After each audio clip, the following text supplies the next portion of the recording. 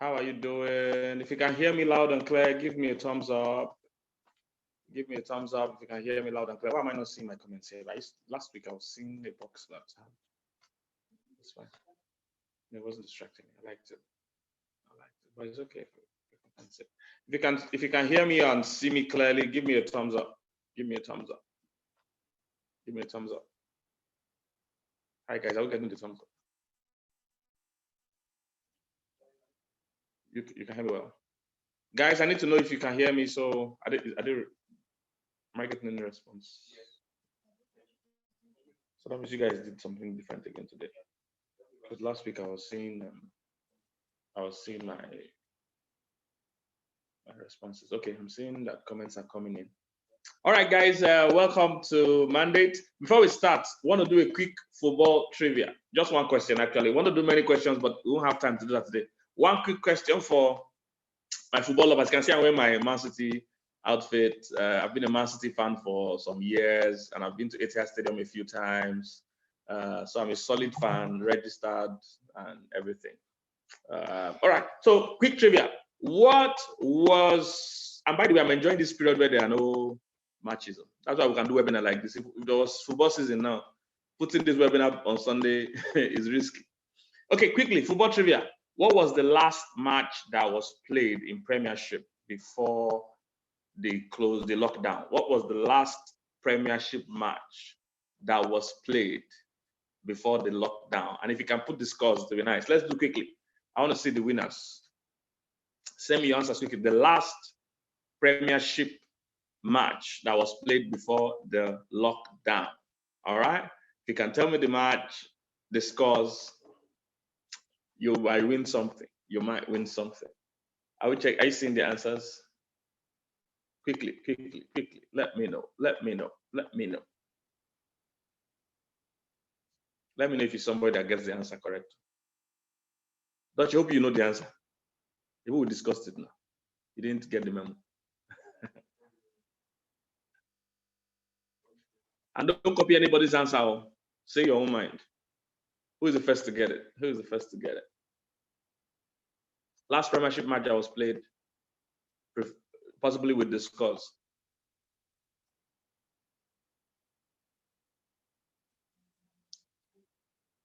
Nobody has gotten it.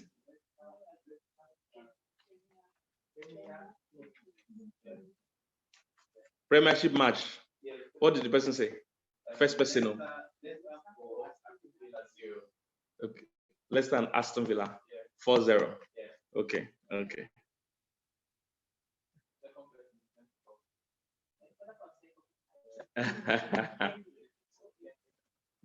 Okay, the winner, the person that got it, the very first person is Kenny's 08, right? Am I correct? Kenny Akings. Kenny Akings, you are the winner. Kenny Akings. So send us a message. We'll let you know if you want any prize. We'll let you know if you want any prize. That's the first person. Leicester is my pet team. You know, it's my second team in Premiership. I love them. So, and thank God that this year they've cancelled Premiership, so Liverpool can win. So it's from next year we'll start from zero again. Okay, so let's get into the mandate, guys. Welcome to the mandate. What is the mandate? Mandate is simply just, you know, a mentoring platform for guys, a mentoring platform for men. Women have loads and loads of conferences targeted towards how women develop and them being better wives, being better mothers, being better people. Women have loads and loads of conferences. And in fact, even government-wise and all that, there's a lot of emphasis on developing the girl child and all that. But you see, the problem with that is that if they keep building ladies and there are no men to, you know, marry these ladies or interact with these ladies properly, so we raise the ladies to go and meet broken men. So we also need to do some things for men. We should not neglect the men. So guys need to constantly challenge each other, and that's what this is. I've been desiring to do this for many years, to mentor men for many years, and this idea just came that we can start it online first. You know, we can start it by platforms like this. So this is our first launch in our decision and mission to mentor men. It's called Mandate. That will be the name of this whole platform, and we'll be having it, you know, as possible, maybe once a month or once in 2 months. I don't know yet. but depends on how this goes, and we'll continue to have it so that we'll have forums where we can speak to each other as men and challenge each other. So welcome from all over the world, wherever you are. Welcome, welcome, welcome. In 1 minute, can you just type where you are watching from? Just quickly type where you're watching from. What city or location are you watching from? Quickly, let's do that. Just let me know. What city, location are you calling from? Guys, be letting me know as you get them. Tell me your city quickly. Where are you watching from? Ghana, I see you. Ghana, Chale from Ghana, I see you. Which other cities, guys? Which other cities?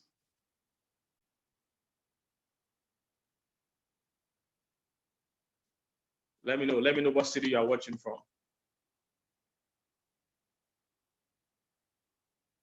Which other cities? Cyprus, I see you. Abuja, I see you. Stratford, London, that's my place. So Stratford is my place, man. Stratford is my place in London. Italy, I see you. Manchester, how are you doing? Manchester, I see you. Houston, Texas, that's under my city. Estonia, I see you. Toronto, Toronto, Canada. Cameroon, I see you. Qatar, I see you. Germany, yeah. New York City. Edmonton, I see you. South Africa, I see you. Finland, Germany, France, China, be careful. Zimbabwe, I see you. Yes, Zambia, Birmingham, Ukraine, Abu Dhabi. Germany, I see you. India, Sierra Leone, Greece, I see you guys. All right. All right. Maiduguri, Chicago, Florida. Okay, I see you guys, man. Ohio. I have guys in Ohio. Finland, Joburg, I see you. Agbara State, are you a city? Spain, I see you. Scotland, Yola, Alberta, Canada, Moscow, Madrid. All right, so basically, thank you guys for coming in. Let's see how we proceed. And I know some women sneaked in. I can see you. I'm seeing you, women. I know some of you sneaked in. I can see you. But we forgive you. Okay, on the assignment, before I move forward, can you mention for me one man that inspires you? Mention for me one man that inspires you. Quickly. One man that inspires you. Just mention any name. It doesn't have somebody you have ever met. Just somebody you know that was a great man or is a great man. For me, any day, anytime, Martin Luther King definitely inspires me. Mandela definitely for me. Those two definitely for me. So quickly tell me. Other people you feel inspires you, strong men you admire, men that in an exemplary life, either that lived or is still alive, Let me know. If the name's coming, guys, let me know.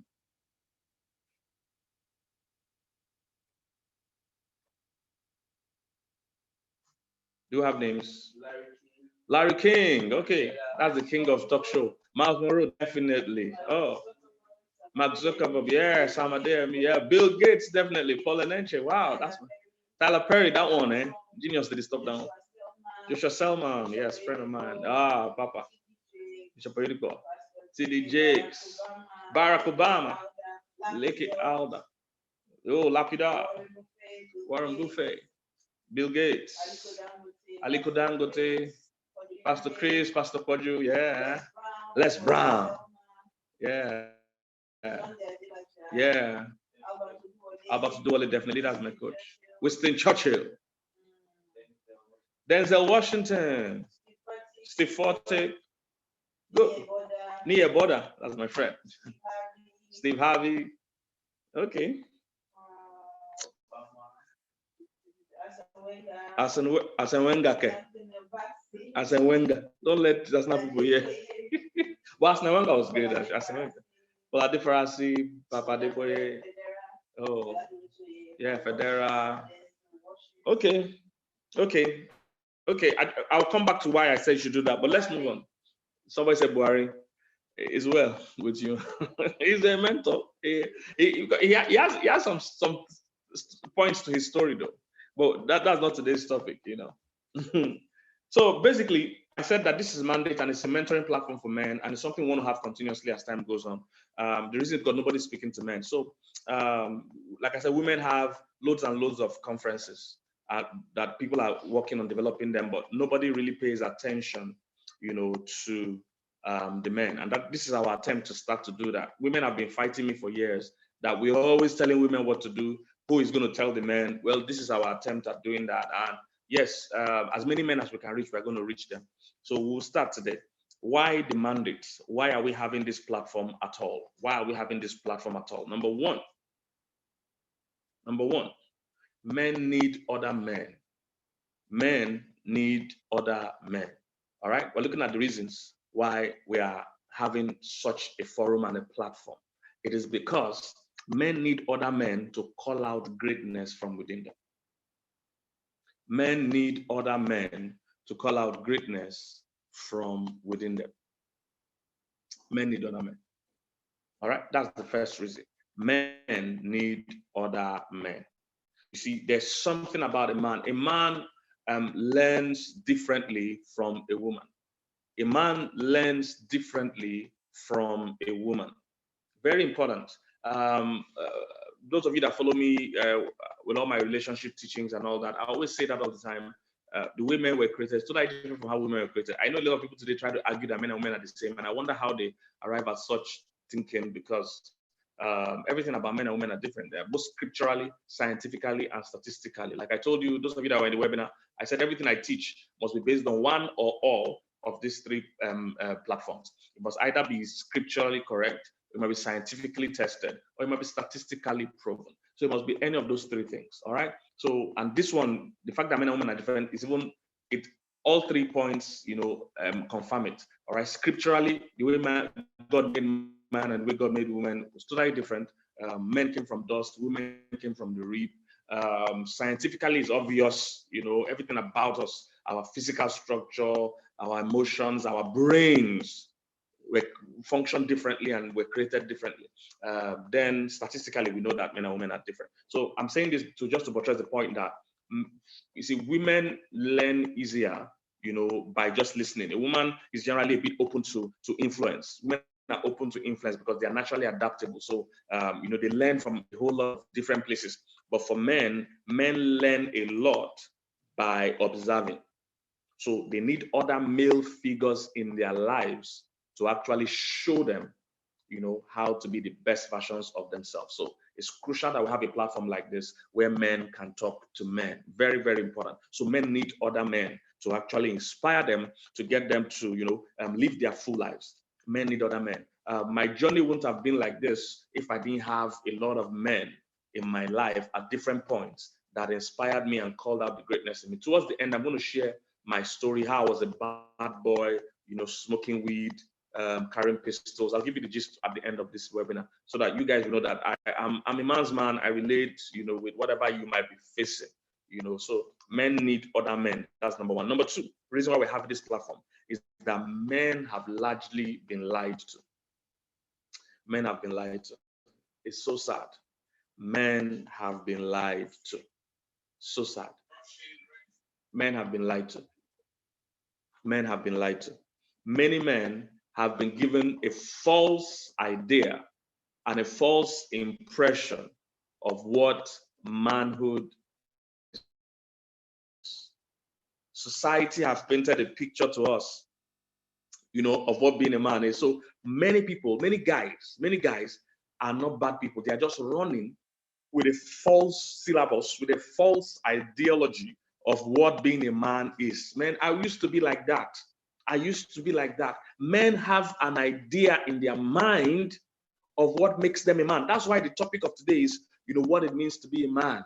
Because men have an ideology globally. This all men, Caucasian men, black men, Chinese men, Asian men, Indian men, they have a societally, based truth of what they think being a man is. And we're going to examine some of those things today. All right. So the two reasons why we're having such a platform is that number one, men need our men to inspire them. And number two, men have been lied to. So we need to, somebody needs to tell us again what it means to be actually a man, what it means to be a man. So let me start. The first thing I need to tell you today is that you don't have to become a man. You are already a man. If you're a man watching me here, or let me say it this way, if you're a male watching me here, you are already a man. You don't have to become a man. That is the first lie young people and young guys believe. They believe that I have to do something to earn manhood. You are already a man. You are already a man. You were made to be a man. You were made to be a man. You are already a man. So many young people, many guys, not even young, even old ones, believe that they have to do certain things to become a man. As a matter of fact, you know, the way we say it in Africa sometimes, when you get married, they'll say you become a man. When you have some money or something, they'll say, now man you be. You know, people want to attribute different things, you know, to your manhood, to different things to qualify, you know, whether you're a man or not. But the first thing I want to tell you guys is that you're already a man. You were made to be a man. You need to know that. So you don't actually earn. You don't earn it, you learn it. What do I mean? You don't earn becoming a man because you're already a man. What you need to do actually is to learn how that you're a man already. You need to learn it. You don't earn it, you learn it. Very important. You don't earn it, you learn it. You don't earn it, you learn it. You are already a man. You're already a man. So don't let anybody put you under pressure to believe that you have to do something to become a man. That's what's happening to many people now. They think, oh, if I can have multiple sex partners, you know, amongst guys, these are things that goes on around guys. Now, hey man, how smooth are you with the ladies? You know, so this makes you become a man. Or if I have a lot of money, I have a lot of material possessions, if I drive a cool car, if I dress well, you know, this makes me a man. You know, if I can outdo other guys, you see, if I can outdo other guys, then I become a man. Listen, you are already a man. You're already a man. Because this is about what does it mean to be a man. You're already a man. And you became a man primarily by how God made you. So being a man actually is you learning, like I said, you don't earn it, you learn it. You don't earn it, you learn it. It's like you learning that I'm already a man. Very important, guys. You will stop running a race against yourself when you learn that. You will stop running a race against other guys around you when you learn that. It's never about how many things you have and how many things you can do. It's first about you knowing that you are a created man. And what does it mean to be a man? A man is simply a mirror of his creator. You are a mirror of your creator. Guys, I'm trying to challenge you today to see who you really are. Let me tell you, one of the devil's biggest tricks is to tell you you are nobody.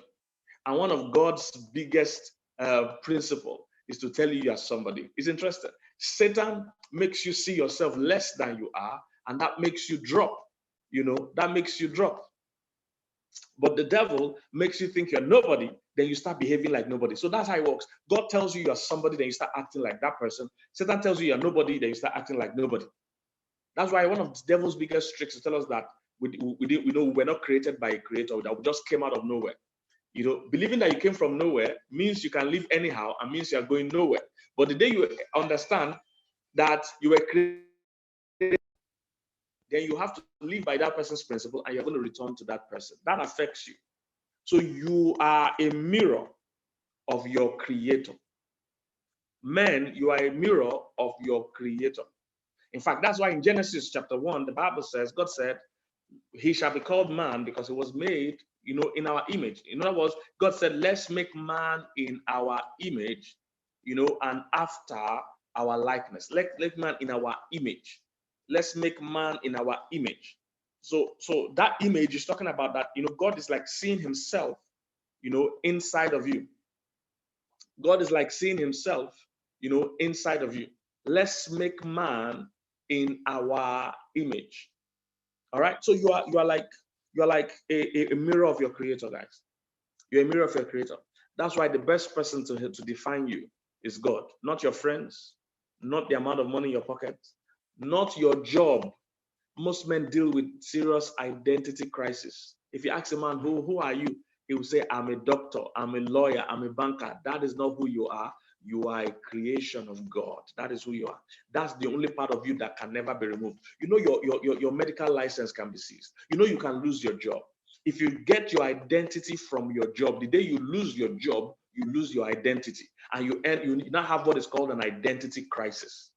That it happens to a lot of men. Once they lose their job, they believe they've lost themselves. You are not what you do. You are a mirror or an image of your creator. That is what you are. And that is permanent. That does not change. That does not change. Is somebody getting what I'm saying? So you are simply a mirror of your creator. You're simply an image of a creator. And what is the creator, looking and expecting of you? What is he looking for and expecting of you? Because if we already are men, so why does it seem that real men are scarce? Why does it seem that real men are scarce? I mean, women say this all the time, and I believe most of us will agree, that it seems that real men are scarce. Seems so.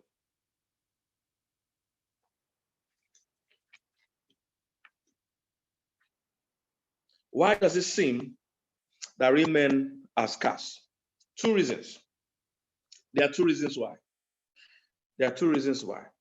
Why it seems real men are scarce. Number one, a lot of men have never had great upbringing.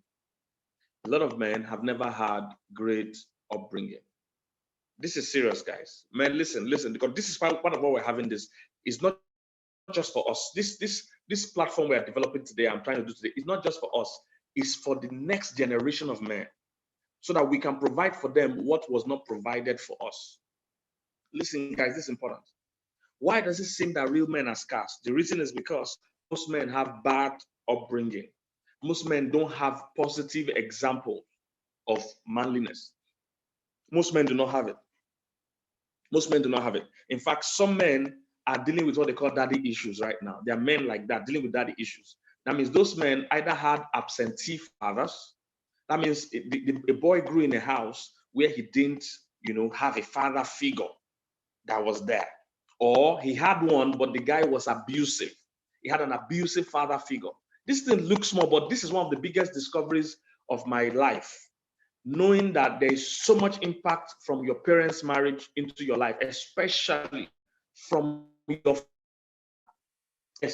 your father. Women are usually available and they're usually loving. Usually, okay? Not all the time, I know, but usually.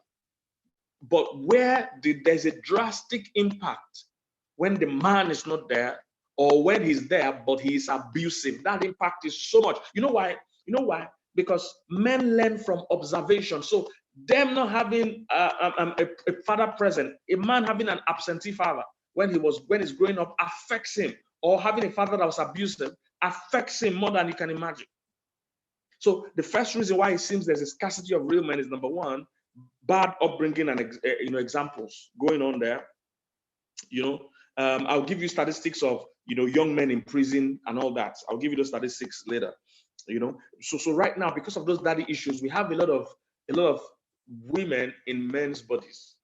You understand? So they're like men that didn't have the real men experience. So it's just a man that grew up without seeing another man. And you see, men get a lot from seeing other men. This is scientifically proven. All right, this is scientifically proven. Men do better by observing, not just by hearing.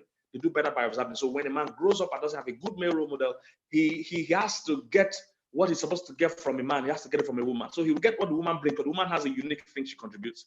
But the man also has a unique thing he contributes. I'll give you an example. Because some people, like I said, everything I tell you is either scriptural, scientific, or statistical. I don't just cook these things up, okay? I'll give you an example. Scientifically, they found out that women are generally more sympathetic sympathetic. So if there's something going on in the house with kids, women are generally more sympathetic. That means a woman will generally feel whatever the child is facing. But a man is usually stern. A man doesn't care how you are feeling. She'll just tell you that is that balance, because that's how life is. In life, some people will never send you, and some will send you. If you don't get the two, when you go out there in life and some people are stern or don't send you, it will shake you. It will shake you. It gives you a balance. Let me give you another example that science studies also showed that when there's a child, a woman will likely speak in the language that the child can understand. Women are experts at that. So they will largely be able to communicate with them. Women can hear when babies are talking. Women can hear. They will just communicate to that child in a way the child will understand. Women are great at it. But they say the man is usually not that detailed and interested. So he will speak to that child like an adult. He will speak to that child in his own, that's in the man's own language. And that particular thing helps that boy or that child desire to learn, desire to grow. There's a ruggedity that comes from a father that a mother cannot bring. And there's a compassion that comes from a mother that a father cannot bring. They both bring two different things, and the two are necessary. Okay, don't get me wrong. The two are necessary. No one is superior to the other. I'm just saying that when the father is not present, the boy is deprived. One of the, I've mentioned bad upbringing. One of the popular Barbie dolls in Nigeria, most of you know, we have some Barbie dolls. These are guys that behave like ladies. One of the popular ones shared his own story, so I'm just repeating the story he shared. I watched the video of him sharing the story that his dad was not present. I think his dad had more than one wife, so his dad was not that present in his life. So he lived more with his mother, and because of that, he began to learn more feminine things like makeup and hair and all that, because the mother was the only influence he had. And today is a full-blown Barbie doll now, full one. So it didn't just happen. The point is that it didn't just happen. There was an absentee father. That's why that happened. Now this is his own story. So, it's his own story. I'm repeating. So you need to understand this, guys. So that's number one. Why is there scarcity of real men? Number one, bad upbringing examples. And we guys of this generation, we need to change that, guys. I need you to join me. Let's all change that, starting from our own homes, okay? Second reason why there's scarcity of bad men is because of false societal expectations. Societal expectations. Societal expectations, all right? So society has their own expectation of men, that men must be this, men must be that. And that can be a problem when those expectations are not really, when those make sense. For instance, society expects that a man should not be soft and loving towards his wife. Society doesn't expect that. If I call you something in my lingo called woman rapper, in those of you that are abroad, I don't know that, but they call it woman rapper. It means you are the rapper of a woman. Okay, you are the whatever. But you guys know what I'm saying. So society doesn't expect you to be soft. Society expects that if you listen to your wife, society will say, your wife is controlling you. So society has their own expectation that you shouldn't be soft, you shouldn't even listen to your wife, you should dominate your wife. The more you can dominate your wife, the more a man you are. Society has expected that if you can have money, no matter how you get it, as long as you have money, then you're a man. And these are very warped ways of thinking that we need to work at correcting. So we have many people that are stealing money, but they're being celebrated.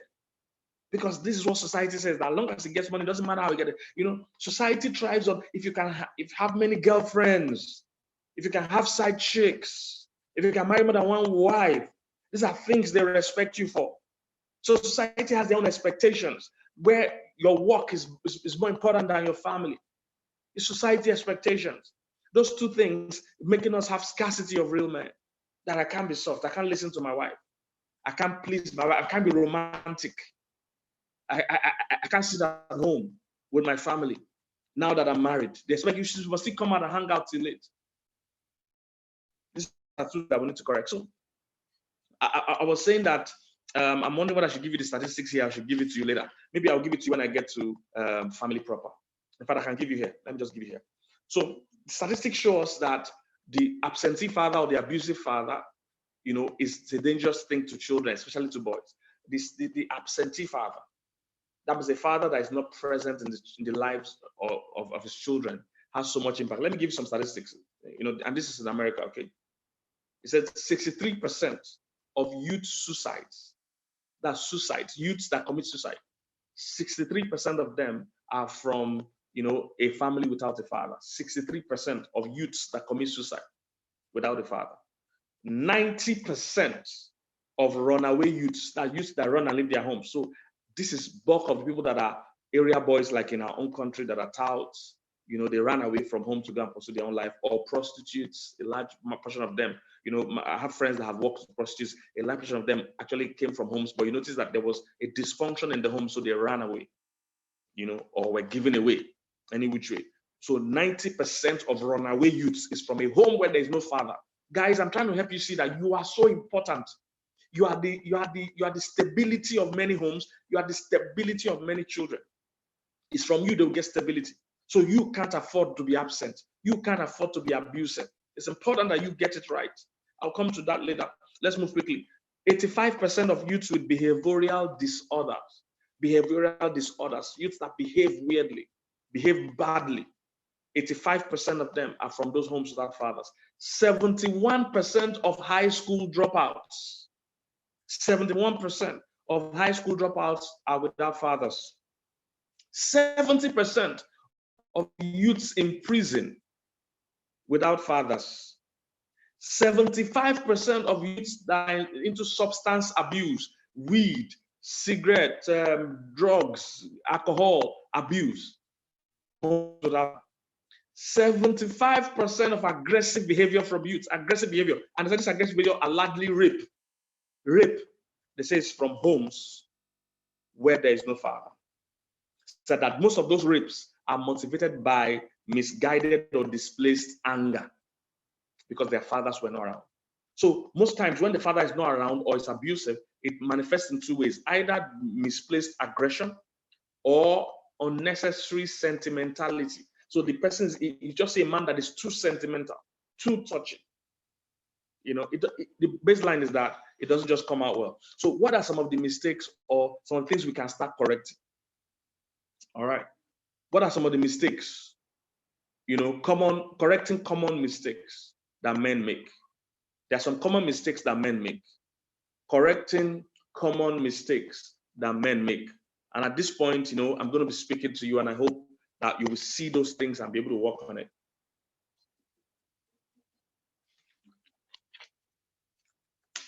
Correcting common mistakes. So number one, listen, men, we have to start valuing purpose and not prosperity.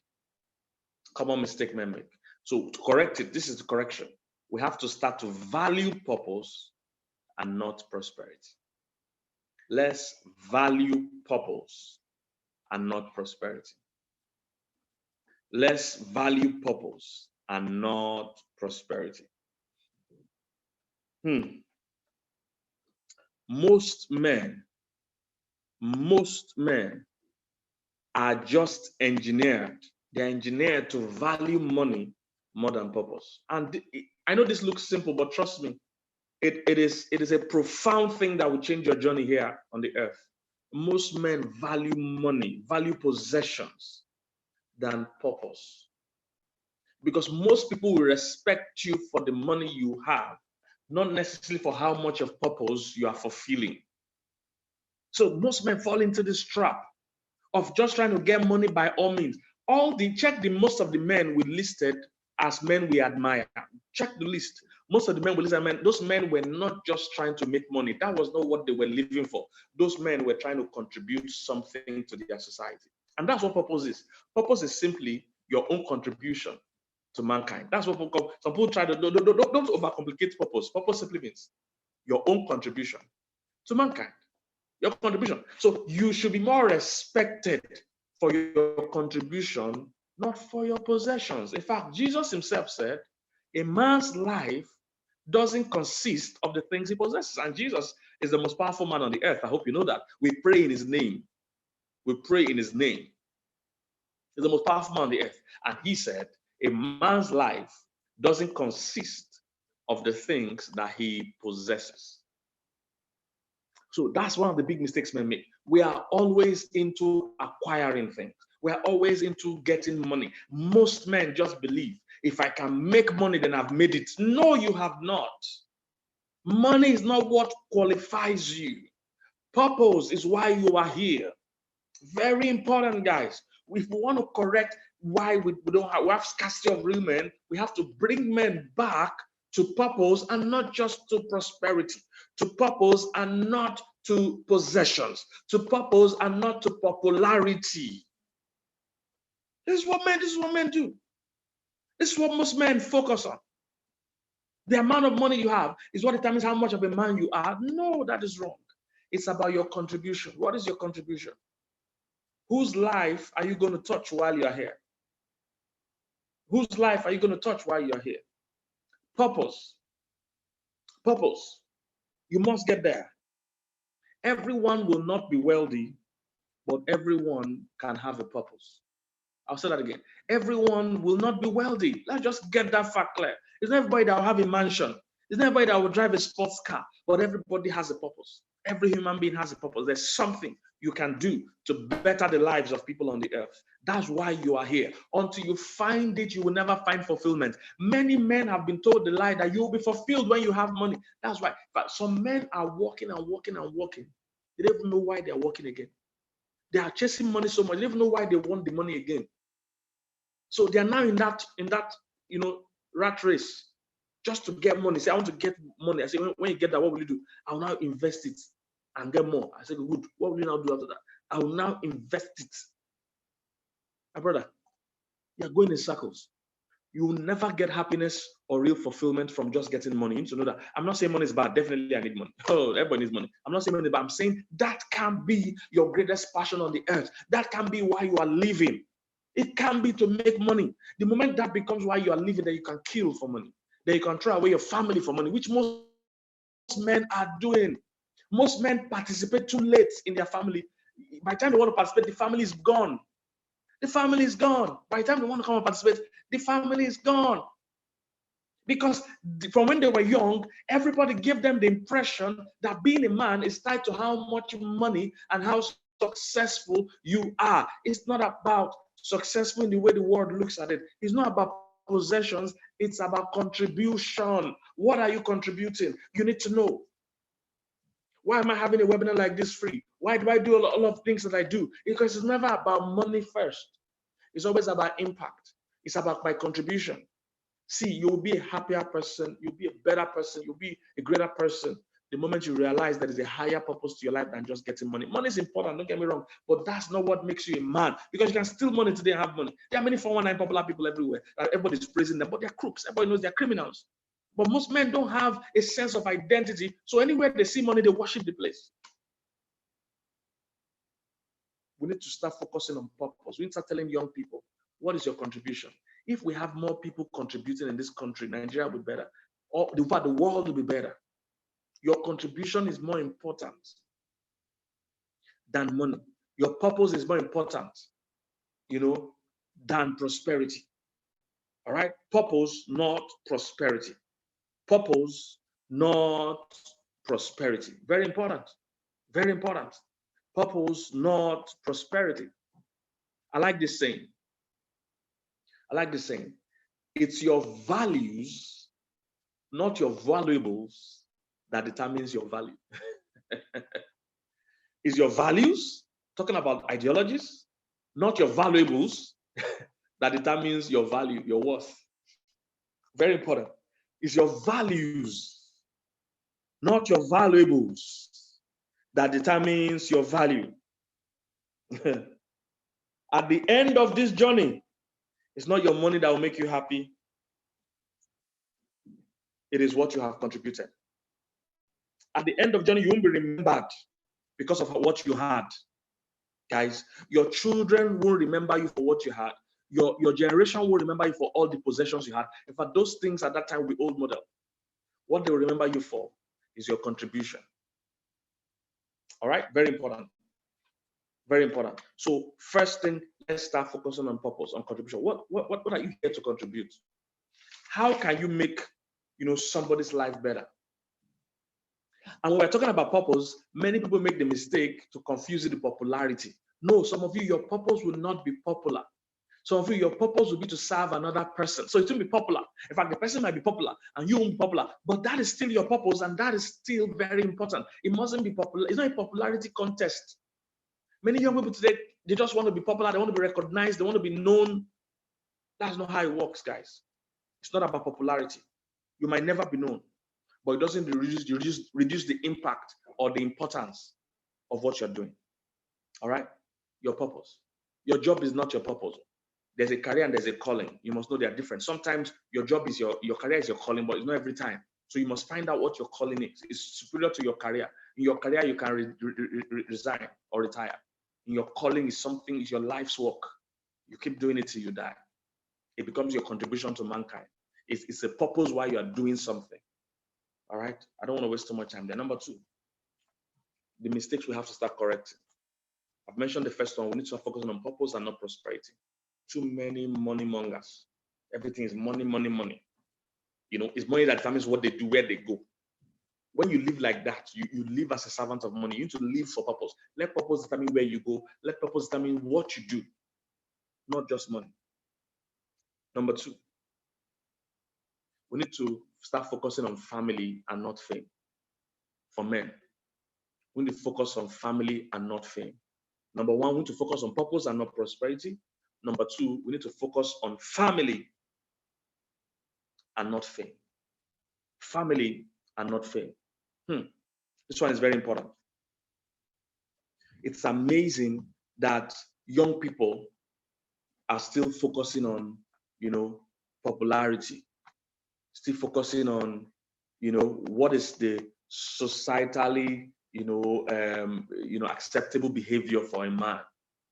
Listen, family will not naturally come, to a man most times, as much as it should. But I'm telling you that it is more important than being celebrated and accepted by guys. It's amazing how much men still suffer from peer pressure. It's amazing, even grown men. So you are drinking somewhere with guys and it's getting late and you can't tell them you want to see your kids before they sleep. Instead, you want to be popular with the guys and abandon your family. Your wife is calling you and the guys are saying, why is your wife calling you? Do you answer to her? And because of that, you're not picking your phone or you're telling her it doesn't matter where. Many men are living for popularity contests. We need to start valuing family more than fame. Do you know what? And I used to be a bad guy, so I understand where guys are coming from. Many guys are drinking and smoking today because it's made them popular. It's about bragging. It's about how bad you are. You want to be accepted among the guys. You want to show how bad you are. Men are very interested. Because in the men's world, you rise in rank by how bad you are. In the women's world, you rise in rank by how good you are. But men, it's about bad.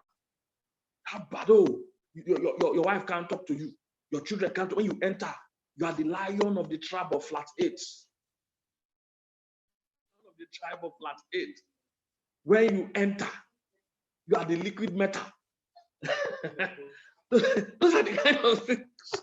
Those are the kind of things that you want to do. Stop being a terrorist, basically. Let's focus on family above fame. Stop trying to be popular. Stop having bragging rights among your friends that you can drink. These are the things that men contest about. I used to be there. I know how guys think. A lot of things guys do. It's about how to outdo the other guy.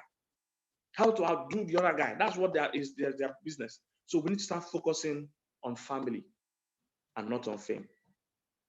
Stop suffering from peer pressure. All right.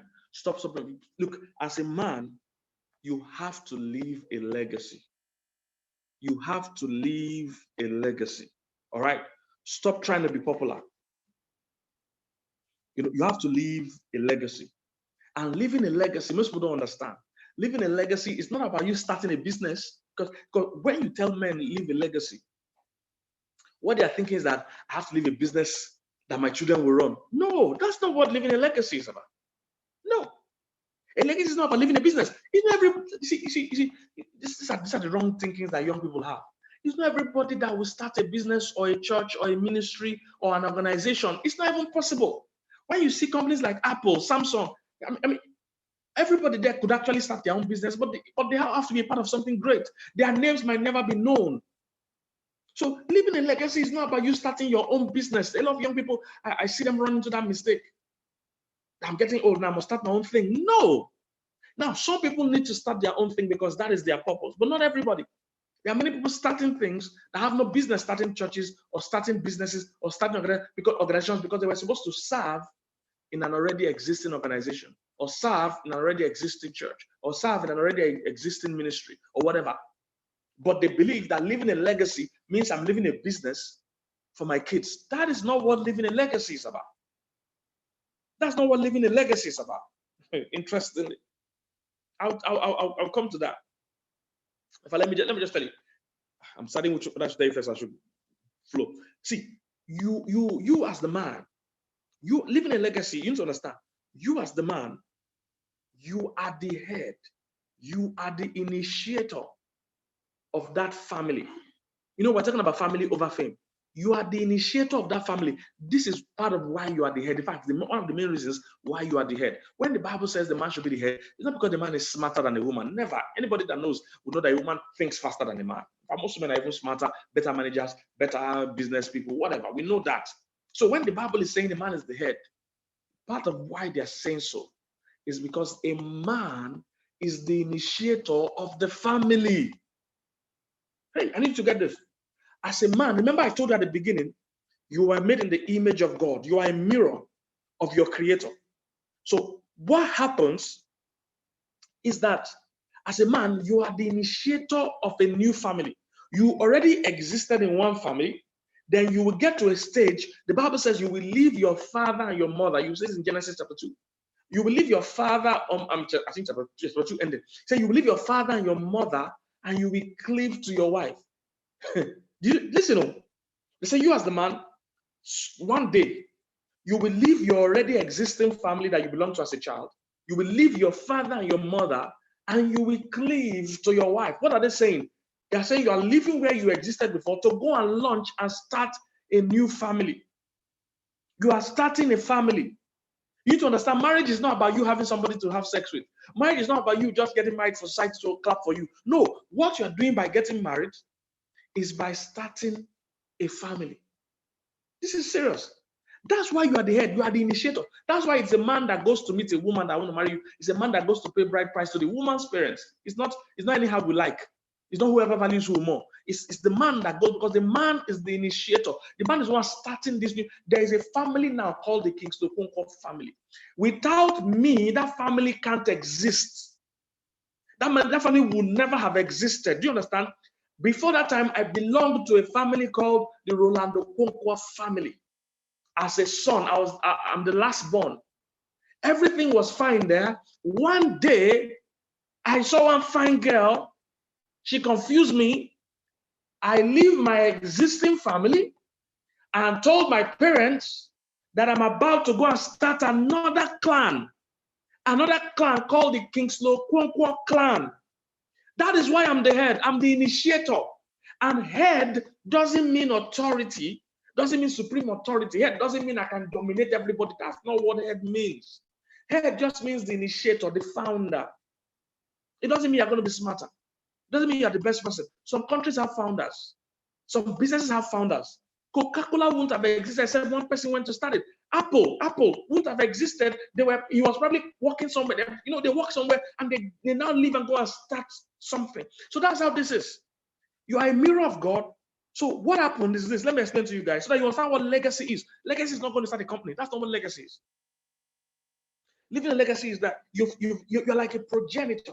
That's why a man is the one that carries the seed. You carry seed inside you. A woman carries the womb. A man carries the seed, you see. Without the seed, we don't even need the womb yet. There must be a womb. There must be a seed to put in the womb. The womb can't do anything until it's activated by the seed. The man is the one that carries the seed. Science also says it, that is a man that basically determines the sex of the child because it's the one that drops the seed. So, as the head, you initiate that family. You leave your father and mother and go and cleave to your wife. Now, this doesn't mean that the wife too will leave her father and mother. They're trying to show you something. That is the man that initiates this whole new family that is about to start.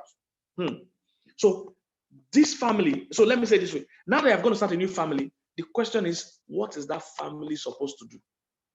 Can you imagine somebody going to start a business, rents a warehouse, rents an office complex, and they ask him, Oga, you are the one renting this thing. What are we going to be doing in this place? And he says he doesn't know. He wants to be having sex here. Wouldn't he be a mad person? And this is what many people are doing.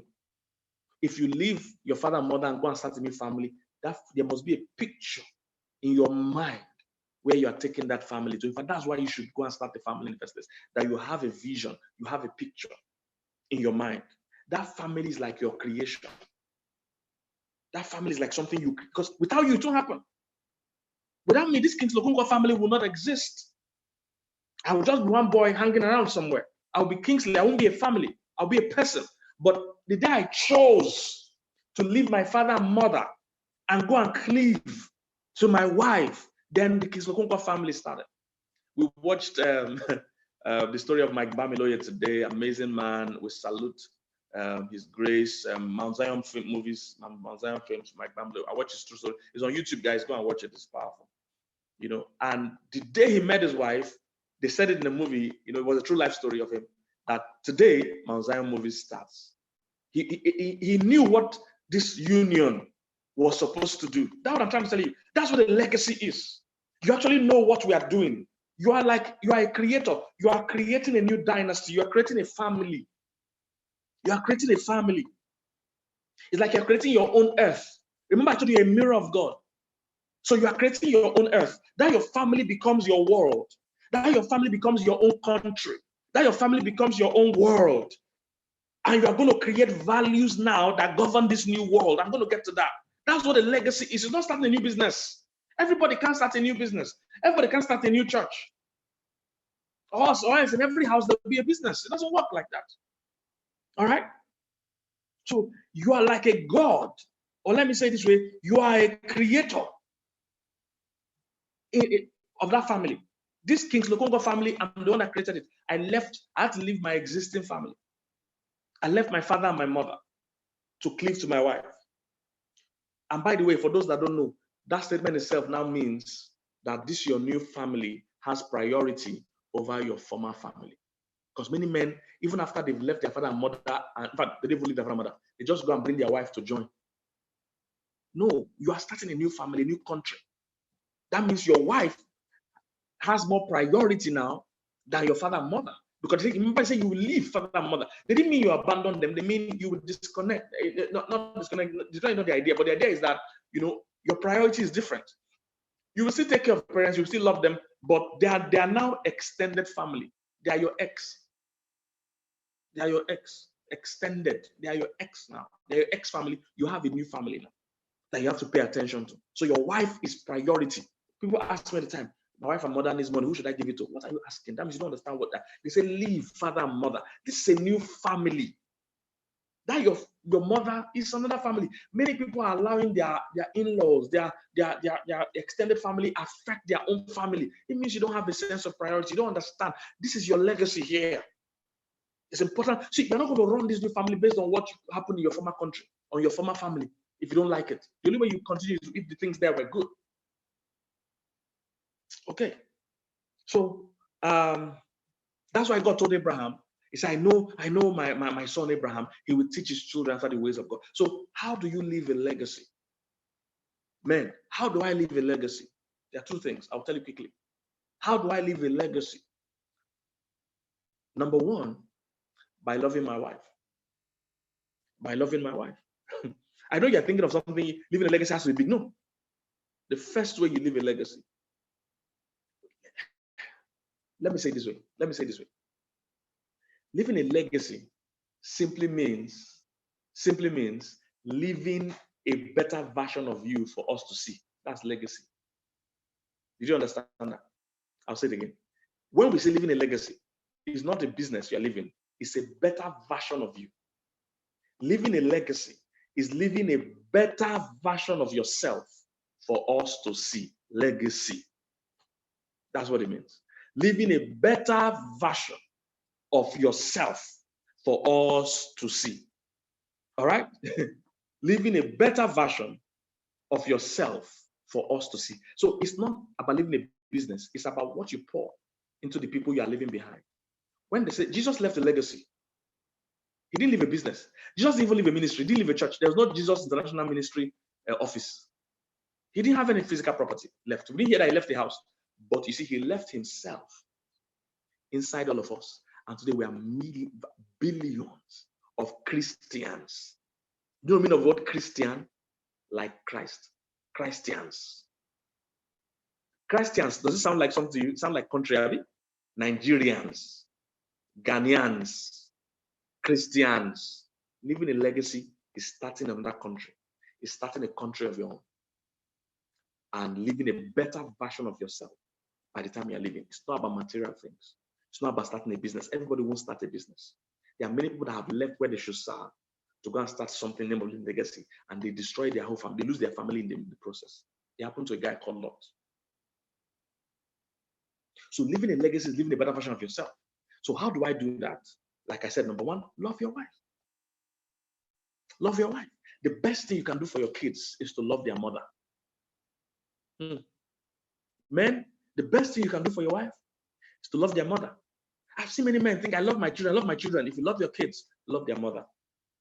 That's the best thing you can do for them, because you are laying a legacy of family to them. Because see, in my years of counseling, I've discovered that a lot of challenges people face is from the image of marriage they saw. If they saw their father beating their mother, it affects them forever. If they see a divorce, it affects them forever. If they see a home where everything is dysfunctional, I can't give you stories now because they're personal to people. But I mean, I've seen it back to back being duplicated. A father that beats his mother, beats his wife, the kids copy it. Either the girls see beating as okay, or the boys see beating as okay. A house where there's divorce, you find out that the children too don't see divorce. Divorce is their normal. And some of them grow up lacking that strength and stability that comes from father or from a mother or from a proper family. The best thing you can do if you want to leave a legacy, love your wife. Be there for her. She's priority, not your parents. Your parents are great. You must take care of your parents, don't get me wrong. But you need to know that this is now a family, this is a clan, this is a country. This is my own world I'm creating. My wife is priority. You will leave father, mother, and cleave. I'm not the one that wrote that. It's there in the Bible. You will leave father, mother, and cleave to your wife. She's priority. You will love her. You will build her up. Adam's greatest sin was not taking care of his wife. He allowed her to be talking to the serpent. And he allowed her give him advice from the serpent. And they both acted on it. If he was being the man he should be by being a husband, the word husband is from husbandry. It means cultivating your wife. That means the way you took her is not the way you should end. You cultivate her, she should be better. Her gifts will come out. Her potentials will be realized. She will be a better person. You see, Eve was deceived by serpent because Adam was not talking to her enough. What did the serpent tell her? That you will be beautiful. I mean, you'll be like God. They were already made in the image of God. If Adam was talking to her, she would have known that. What did the serpent tell her? If you eat it, you'll be smart. You know something. This is what Adam should have been telling her, that you are very smart. You cultivate your wife with words. You never use hurtful words. Never use insulting words. How can you tell your wife she's stupid? How can you tell your wife she doesn't have sense? How can you tell your wife she's a witch? Where did you see a witch if you're not a wizard? Is it not in the meeting you must have met her? How can you say that? The best thing to do is if you want to leave a legacy, love your wife. Sleeping around doesn't make you a man, doesn't make you strong. Doesn't make you strong. I'll come to those things later. All right? Be an example to your kids. It's the best way to leave a legacy is to give them an example. Love your wife. Wow. Don't break that woman, build that woman. Why would you ever even need to beat a woman? Get help immediately. If you have ever done that, you need to get help. Why would you do that? Build that woman. Love your wife. Number two, want to leave a legacy, intentionally pass values. All right? Leaving a legacy. Number one, love your wife. Number two, intentionally pass values to your kids. Take note of what I'm saying. Intentionally.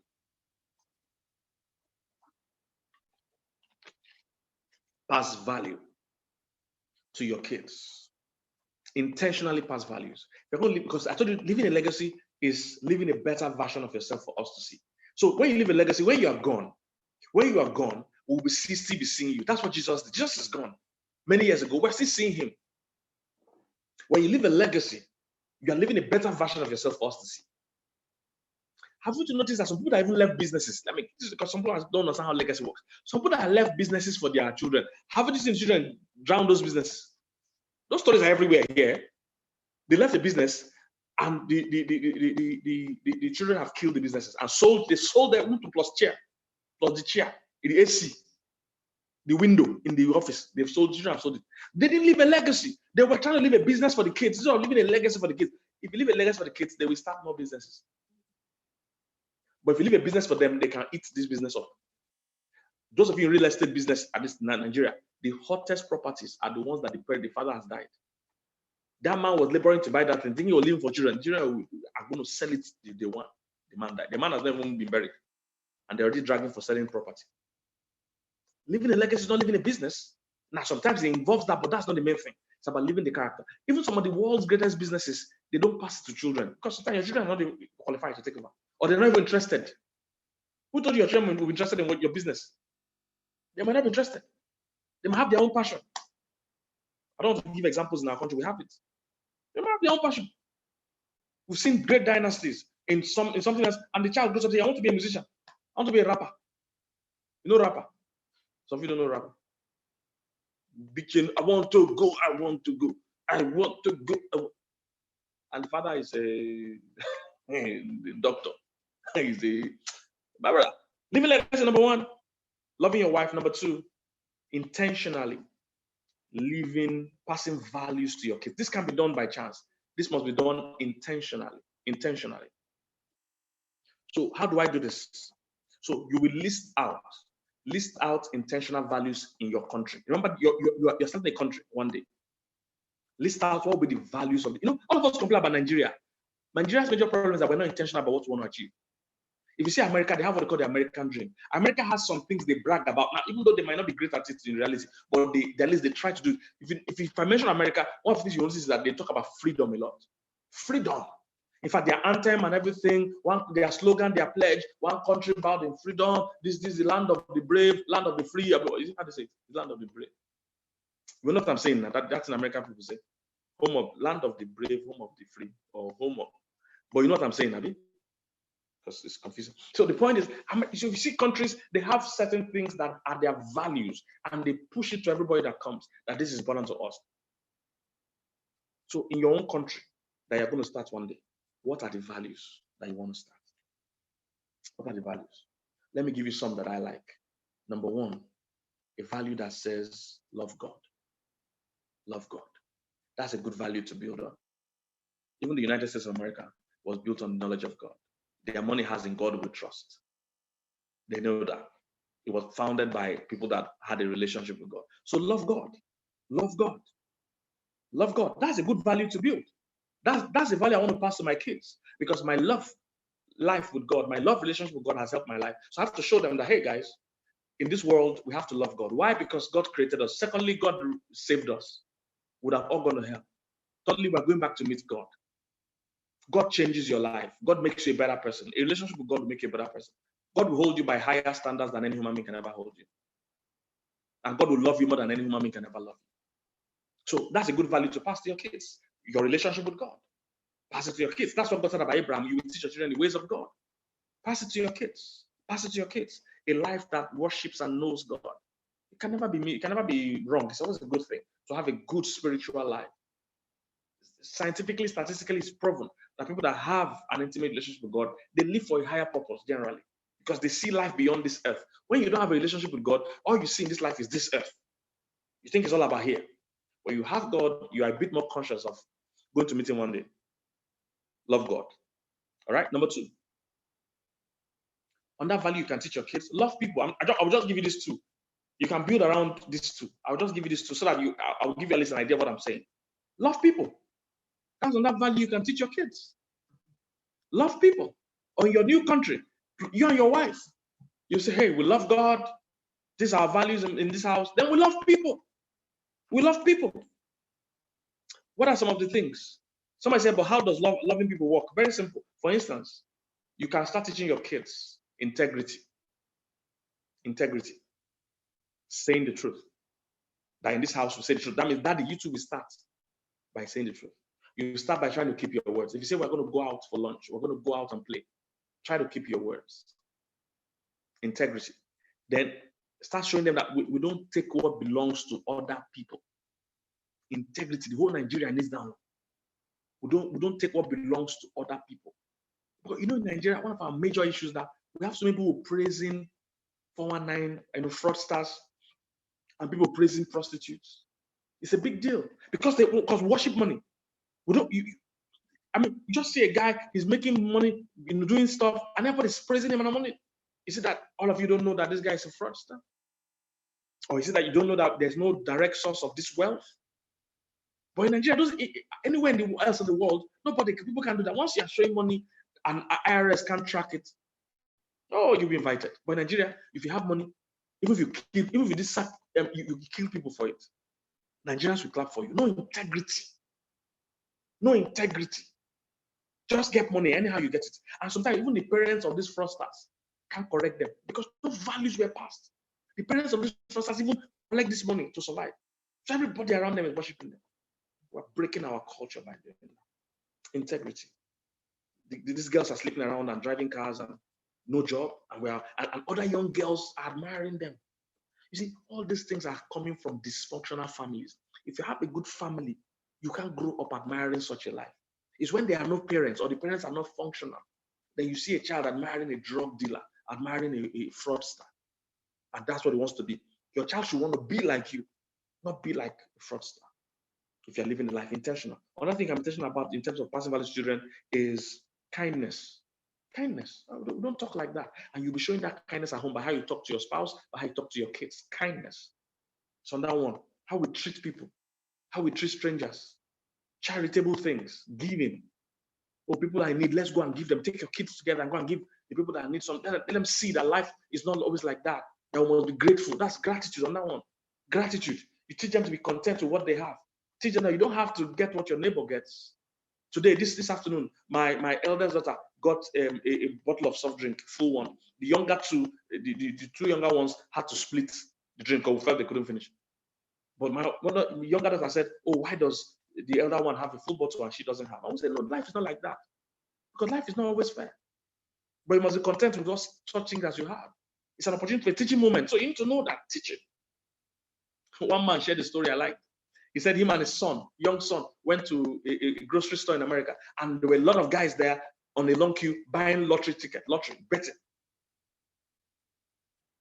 And the attendant kept trying to force this man to buy. And this man saw that as a teaching moment to teach his son, don't be like these people buying lottery ticket. He told that woman, he said, I don't need to buy lottery ticket because these people think if I have millions, I'll be happier. They don't know that they're not going to be happier. And they'll keep gambling. It's a habit. So teach contentment. Teach them purpose, like contribution. Teach them that contribute to your society is more better than what you get. More better than what you get. Contribute. Then you can also teach your kids the importance of family. Teach them the importance of family. Like I said, most men participate too late in the lives of their family. They want to love their wife too late. They want to be a part of their kids' life too late. See, every part, every time, every phase of your children's lives are actually important. Every phase. From when they are born, you need to be a part of their lives. When they are babies, that hugging them and carrying them, changing them is an important phase. Be a part of it. Loving their mother, loving the child. It's your country. You are the president. You are the founder of that country. When they start learning to walk for the first time, be there. When they start, see every stage. Because this is our job. We've studied these things. They said every stage is important that you are there. Anytime you're not there, it can affect how that child turns out. In fact, they said just not hugging your child enough as a baby can affect them forever. Every stage is important. This is scientifically proven stuff. So we don't cook these things up. So you must be there, active, an active father. as they are growing, as they are their early teens years, as they become mature teens, even when they are fully adults, being there and giving them love and support, that unconditional love like the one that God gives. Be a part of. So most men, they hustle for money at their old age. They're not looking for their children. Children are gone. Children don't need them anymore. I heard one story of one man when he was rich and active. He was not involved in the children's life. They would call him and try and reach him. He would just send them money. But one day he called he would just want to speak to them, just want to send them money. When he was now old, they were now grown and had their own kids. Nobody was coming to visit him. They were always going to visit their mom. They were always inviting their mom over. Nobody had time for him. And it was very lonely. One day he called one of them. That one said, I can't talk to you. I'll send you money. He was broken. He died a lonely man. Most men learn this thing too late. That's why I'm sharing with you now. Don't wait till the end. If you're going to marry, you marry and you love that woman. It won't come to you naturally because men are very, very work-oriented and logical. So they're not naturally romantic and family-oriented. But you learn it. You learn it because you know it's a major part of life. And if no man has shown you that in your family life, I'm here to tell you that's a major part of your life. How you treat your wife and your family life is going to be the thing among the things that will count the most. I tell most men at the beginning when you were born, it was your family that was there. At the end, when you die, it's your family that was there, not your office, not your office staff. It's family that was there at the beginning and at the end. Now there's lockdown globally. All offices are closed. The only thing not closed is family. Family is not closed. So pay attention to it. All right. So living a legacy is not about what you had when you were on the earth. It's about what you live when you are out of the earth. All right. Most men think that their best job is done when they leave the house. They don't know that their most important job is when they are in the house. All right. Most men think when I'm leaving the house, I'm going to my work. No, your work is inside the house. I have to run now, so I can close. Number 3, on speaking about the mistakes we are correcting, most men confuse being the head and being heady. You are the head, but you don't have to be heady.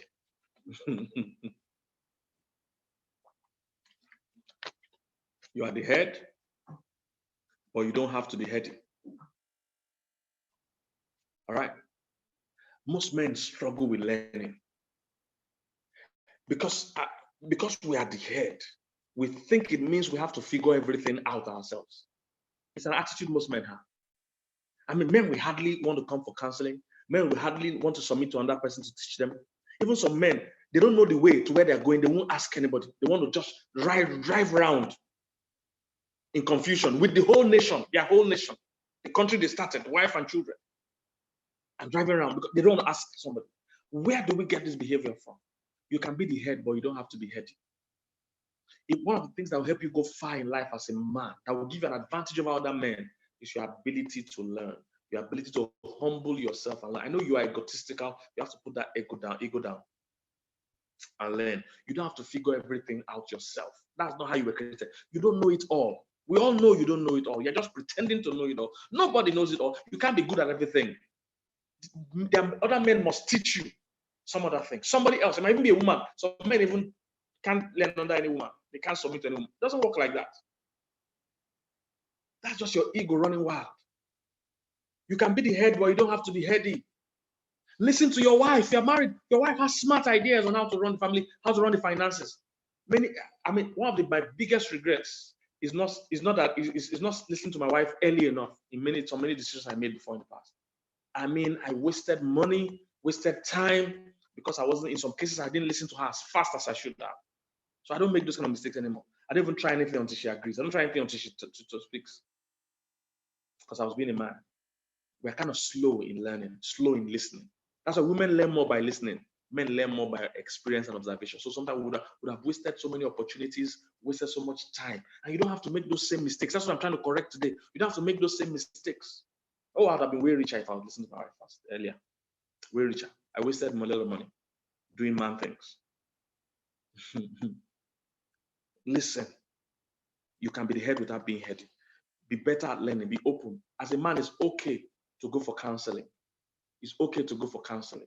It's okay to sit under a therapist. It's okay to sit under a man that can speak into your life. You must have a mentor. In fact, one of these platforms, I'm going to do a full coaching on mentoring.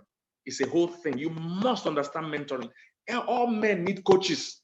Some of the most successful men in this world have great coaches. A lot of American presidents have consultants that speak to them. A lot of them. All right. All successful men have coaches. So you must be open to learning. Don't be that kind of man that hates counseling. Your wife said, we need counseling. You say, no, I don't need. You are struggling in certain areas of life. You don't want to ask other people for help. You are being macho, pretending everything is fine. You are ashamed of asking. You are ashamed of saying, I don't know. That's not what it means to be the head. You are just being heady. You are being slow to learn. Some of the best people in this world have coaches. Lionel Messi, Cristiano Ronaldo, best footballers, they have coaches. Roger Federer, Rafa Nadal, they have coaches. Oh, most of the people we admire have coaches. I have a coach. I've had a coach for years. For 22 or 23 years, I can't remember now. I've had a pastor and a coach that speaks over my life. In fact, when I was getting married to my wife, that's the first thing I did. I showed her all my mentors. And I told her, feel free to report me to any of these guys anytime you like. Being a man doesn't mean you can't submit to other men to mentor you. You need it.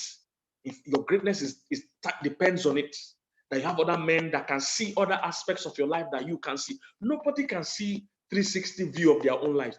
Focus creates blindness. If you're a banker, then if you're going to be a great banker, you have to be focused on banking. What that means is that you will have blindness in other areas that are important in your life. So a coach will come and tell you, hey, you need to spend more time with your family. You might not see that. That's why I'm here. A coach will tell you, hey, you need to spend some time on your health. Maybe your health coach, your fitness coach. We say you need to put some exercise in there. Because your greatness in your own field demands focus. But you need a coach. Somebody else looking at other aspects of your life that you can't see to tell you, hey, your health, you're not considering it. Because some things are not urgent, but they're important. Doing exercise doesn't appear urgent, but one day it should not become urgent.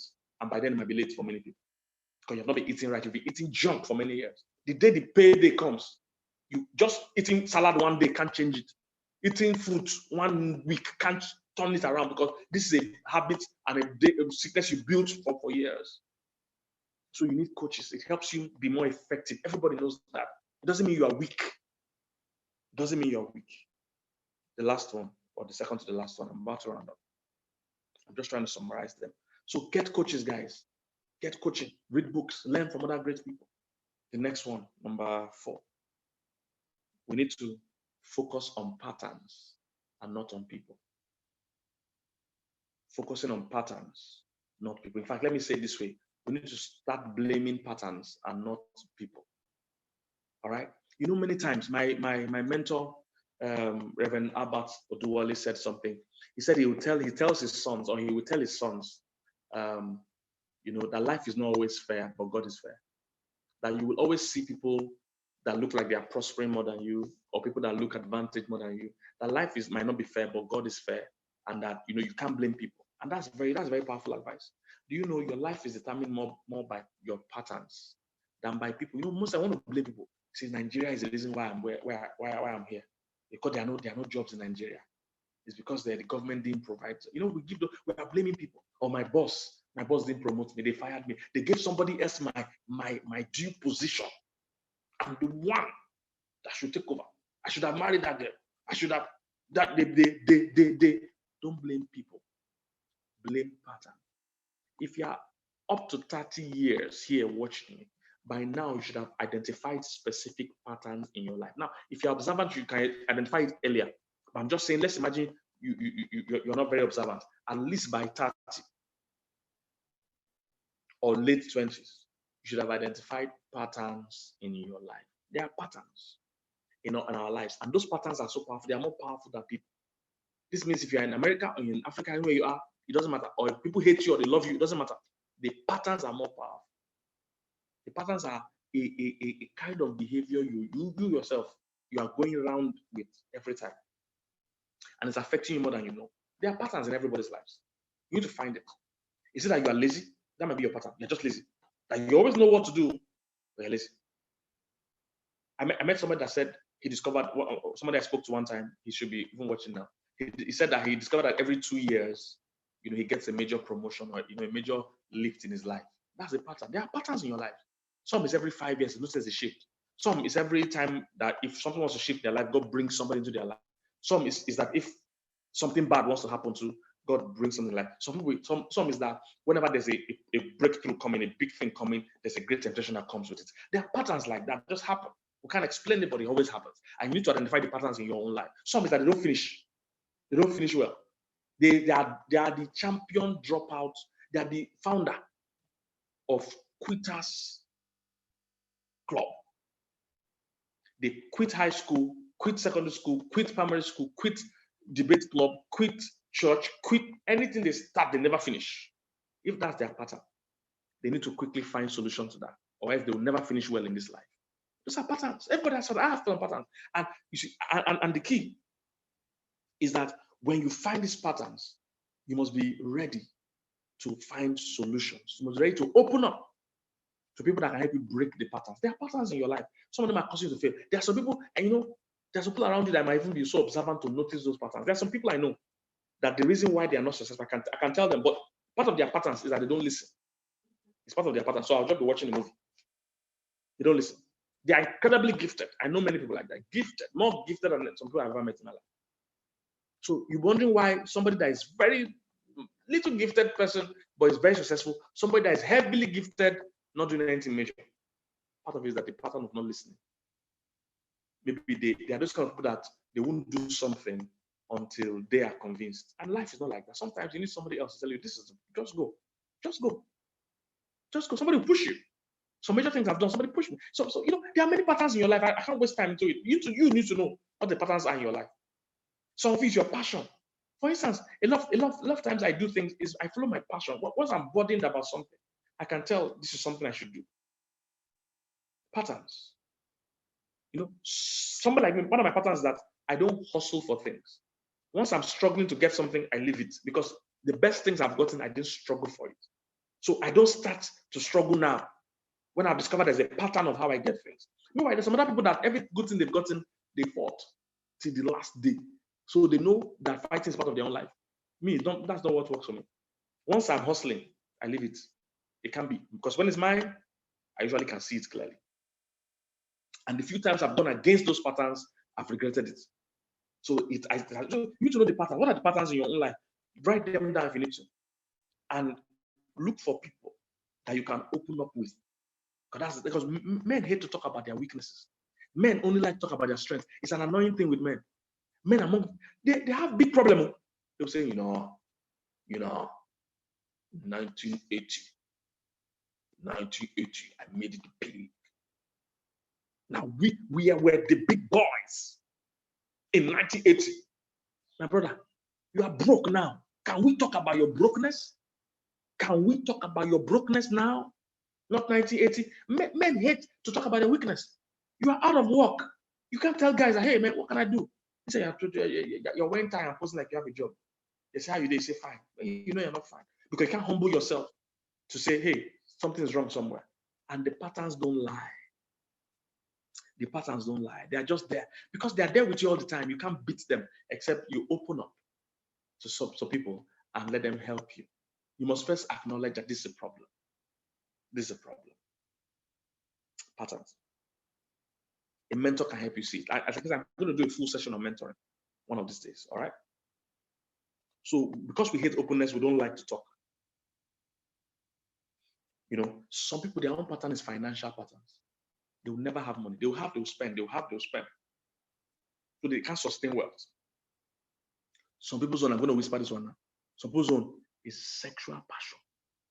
Sexual pattern, sorry. Women has been their biggest problem in this life. That's the only problem they have.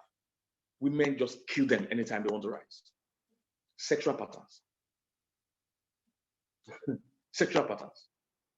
And you know how the thing goes. Once a big opportunity is about to open, a woman comes, you get involved, you lose your steam and momentum for the vision. The patterns are just there.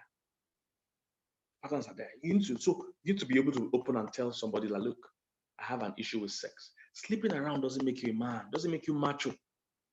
And most men, listen, the reason why we don't like to open up is that we feel that people will judge us or laugh. Look, that's why you need some men in your life that you can trust, that you can look up to, that will love your condition, like your mentors or pastors or coaches or whatever. They understand. And you see, and most challenges men are facing, other men are facing it. You are never alone. So the reason why you don't want to open up is that you think you're alone. No, you're not alone. Many of us are facing the same thing, and we can tell you how we overcame it if you can be open. But you don't want to be, because I think you're all alone. Most men want to share only their testimonies. They want to share only their successes. Listen, I'll rather pay more attention to the things that can make you fail than the things that can make you succeed, because you are more likely to succeed by yourself. But that thing that wants to pull you down, I'm bothered about it because it's easy to rise. It's more difficult to stay up there. So you see, all our young guys that are maybe big music stars or whatever, they have children everywhere outside wedlock. Nobody can handle them. Nobody can mentor them because they are good with their craft. What they are not good at is with their weaknesses. So everybody celebrates their gift. A coach and a mentor is not your cheerleader. So he doesn't care about what you're doing well. He's concerned about what you're not doing well. The thing that can destroy your life. Oh, there's so many things we can talk about now. So having that sexual weakness is such a big deal for men, because men, one of the things you learn, and nobody talks to us about these things. As a man, managing your sexuality is such a big deal, because for women it's different. And some people try to confuse this issue and say men and women have the same sexual behavior. We don't. For most women, sex is tied to their emotions. In other words, they have to be emotionally involved to have sex. So this means they have to like the person. They have to be involved with the person emotionally first before they give the person their body. All right. Any girl you see just giving her body without emotions, go and check. Either she was heavily abused or something has happened that has, that's tampered with her natural inclination. Go and check it well. Like I said, I have people that have worked with prostitutes. Most of them have been abused. Go and check it. For a normal girl that good family, good at everything, and is sleeping around, there was either poverty. There's a strong link of poverty. They want to just make money. But normal girl just growing up, she just want to just sleep around with everybody. She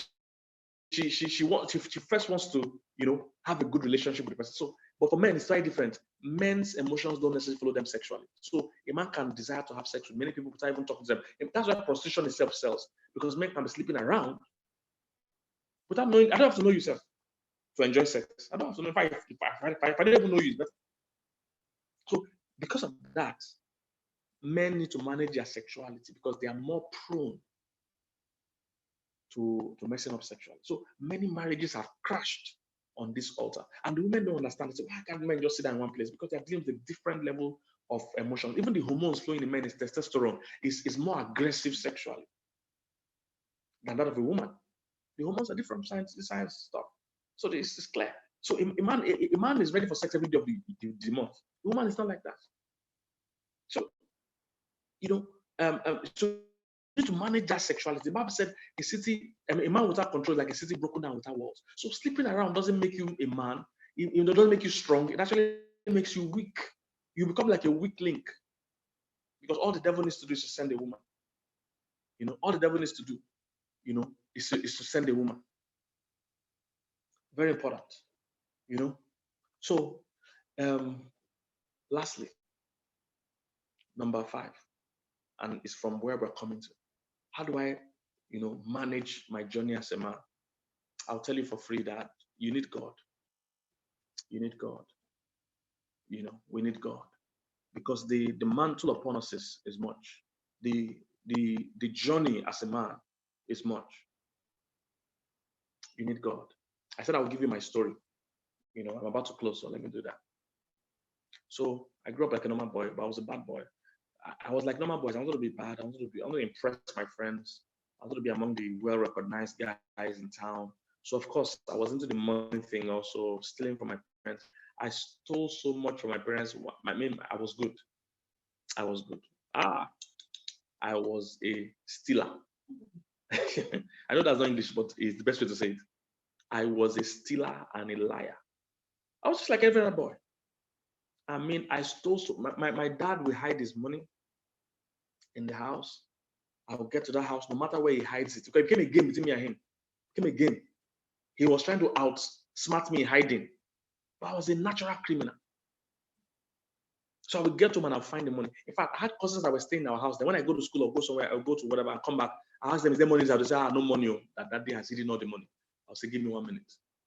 I'll enter his room and come out with money. Like, where did you see it? I said, one time, my father hid money so much that he hid the money in the bag, in a small black bag. Hid the bag. The bag had key. Locked the bag and hid the key of the bag, all different pieces. Then now lock the room and hid the key of the room. When I got there, I found the key of the room, found the bag, found the key of the bag, and still took his money. He now went somewhere to buy something and noticed the money wasn't complete. And he came back and he looked at me. He said, "You are smart." He said, "I'm going to send you abroad." Real life story. He said, "I'm going to send you abroad. That if you are this smart, you should go abroad. You'll make it." That's my dad. He acknowledged my stealing ministry. My stealing ministry. One day, my dad came back from work, went to the bathroom to have his bath. I knew it was my slight opportunity to run into his room and steal. Normally, when my dad is back like that from work and is having his bath, my mom is downstairs cooking. I ran into their room because my dad was in the bathroom to go and steal from my dad's pocket. I was so focused on the stealing that I didn't know my mom was on the bed. Boom! Enter with speed because I have just split moment. Put my hand in the suit pocket. I just said, "What are you doing?" Stealing is a useless occupation. For those of you that are tips here, you need to change. What are you doing? I had a split second to come up with a story. I said, "You know that I'm about to go to school," and I gave Popsy a list. Of what I did in school, but I remember I didn't add something, so I don't really add it before it came out. Even when I told the lie, my spirit came out from outside me and looked at me and said, My spirit came out and clapped for me. Now you did try. I can give you stories upon stories. So I grew up like that with the criminality mindset. Money, because this is how young men think. Money, money, money. And why do you want the money? Money to go and drink beer. Money to go and post for other guys that you have money. I was smoking weed at home. Those days when I was young. Nowadays, young people smoke weed everywhere. I laugh because now they can buy weed anywhere. They can even deliver weed to you now. Those days, for you to smoke weed, where they sell the weed, that time you have to be a criminal to go there. My own time, this was 30-something years ago. For where we go to buy weed, you must be a criminal because they even raid those places. Police raid those places every day.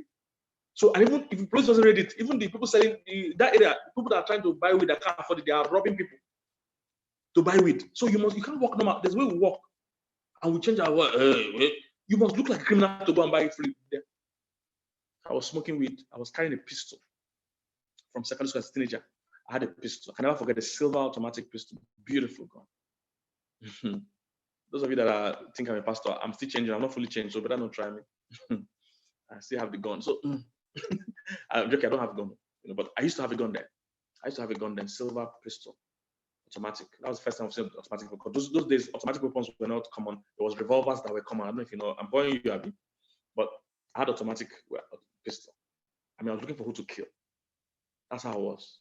Oh, prostitution. Oh, we're visiting prostitutes every day. Let me not bore you bad boy story. This is an important. I'm not trying to inspire you to go and do stupid things. But the point, I'm just trying to tell you that, I came from that background too.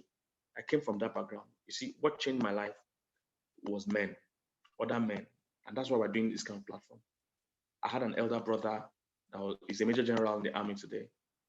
He was born again and he began to pray for me. And I got saved.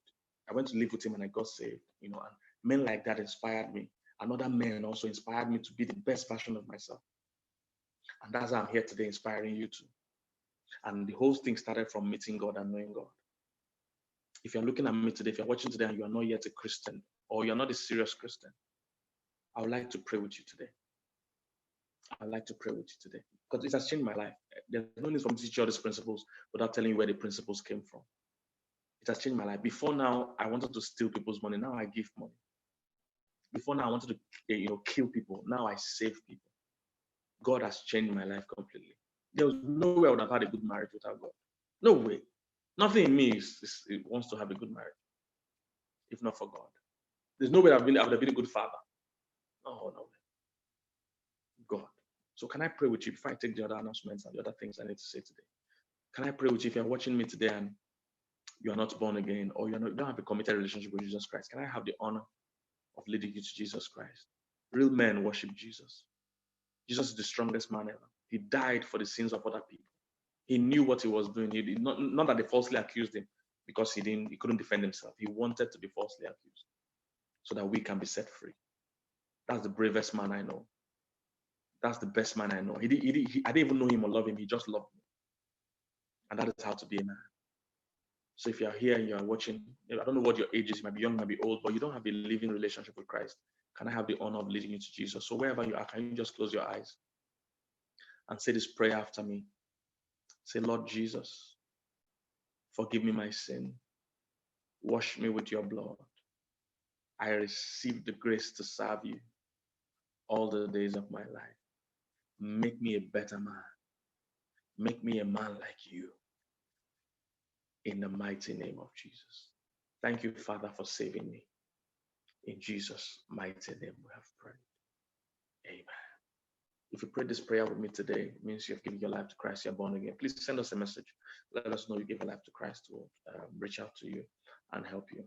All right. I also have a few announcements I need to make. Number one is that if you're wherever you're watching from, we actually want to be doing things like this more and more and more. And if for any reason you feel led to contribute to what we're doing, to make donations to what we're doing, we want to have this particular kind of meetings for free, continuously. So if for any reason you feel a need to contribute, to be a part of it, to send us some kind of support, please go ahead and do so. Right, reach out to our people, find out how you can. Even if you're out of the country, you can use PayPal and other things. But we need to do this together. All right, we need to do this together. So this is one of the things you contribute from. Remember, life is about contribution.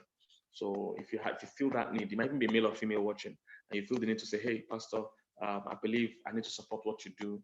We have a whole team of people working. That's how this gets done. All right. So we want to focus on this. So if you have a feeling in your heart that you want to support, you want to make a donation of any amount, depends on who you are, and what you want to do. So please reach out to us. We'll let you know how you can do that. That's the first thing. Second thing is that we have loads of materials for men. I've told you, men, you'll be better if another man can inspire you. You'll be better. Don't assume you know it all. No, I know what you know is working for you already, but trust me, you will do better if you know more. If you know what another man knows to add to what you know, you will do better. So we have loads of great materials I want to recommend. There's one titled 7 Things Men Should Provide. If you're a man, whether you're married or single, this will help you. It's a training course I did some time ago, and it's still available for anybody who wants to take the course. 7 things men should provide, because we've been taught that it's only money that men should provide, but there are 6 other things men should provide, in their lives as men. So I taught that course. You need to attend it, because many men, they just think, as long as I'm providing money, I'm doing what I should do. That's what I'm saying. You've been lied to. There are 6 other things you should provide. All right, get that course available on our website, loveitandmarriage.org. We have a book titled 7 Qualities Wise Men Want. Many men don't know what to look out for in a wife. I'm telling you, who you marry is going to impact you. So 7 qualities wise men should want, please. Make sure you also get it. There's also a book titled A to Z of Marriage. I taught there how the things that women like, in alphabetical order. So both men and women. So if you're a woman too, you can buy. A couple, you can buy. A to Z of Marriage, one of our best-selling books. Then have the All Year Round for Men. So in that book, I was coaching men for 52 weeks with 52 points, 1 point a week on how to love their wives. All right, coaching. So you don't have to figure it all out. I've already done it for you. And the good thing about it all year round is that every week I'll be sending you a mail to remind you of what action is for what week. So that way you look like a very romantic guy. Your wife will know I'm the one coaching you. So it's all year round for men. My wife too has all year round for women. So your wife too should get that. It's a good gift pack to buy. Then I have one message titled 7 Reasons Why Great Men Don't Last. And why, how do you say it? 7 reasons why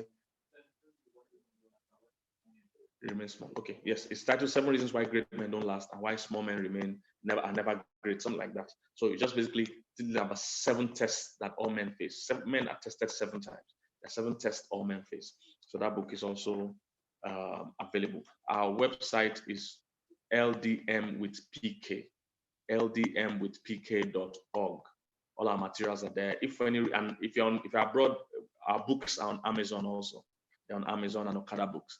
And if for any reason you need assistance, send us an email or reach out to my Instagram handle, LDM with PK. That's our official LDM handle, ministry handle, right? Or my personal page at Kingsley Pastor. If you don't follow me, please follow me. If you have not subscribed to my YouTube channel, please subscribe. It's important you subscribe so that you'll be getting notifications of what's going on, and you know, like the videos, write good comments, you know, like the videos. It helps viewership, all right? So shows that you're enjoying it. And watch adverts too while you're there. Watch the adverts on my page if your adverts are showing. You know. I'll take a few questions before we pray and close. I'll take a few questions before we pray and close. You know, we can't take so many questions, so maybe like 5 questions before we pray and close. Recommend this video for people to watch. It's on YouTube. It's on YouTube after that. So recommend this video for people to watch and all that. So let me take 5 questions before we go.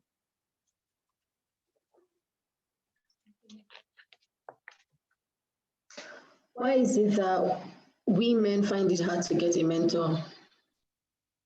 Yes, the question is why do women find it hard to get a mentor? It's what I said. Men can be heady. They don't like to learn. They don't like to be humble. They don't like to serve. It's something men struggle with because they come with that mentality and the way we're created to be leaders. So we tend to think that means we can't serve. But great leaders serve. Jesus was the leader, best leader of all, and he said, "He that must be head among you, let him serve. He that must lead among you, let him serve." So leadership is service. And Jesus, as great as he was, he went to the temple to learn from teachers of the law.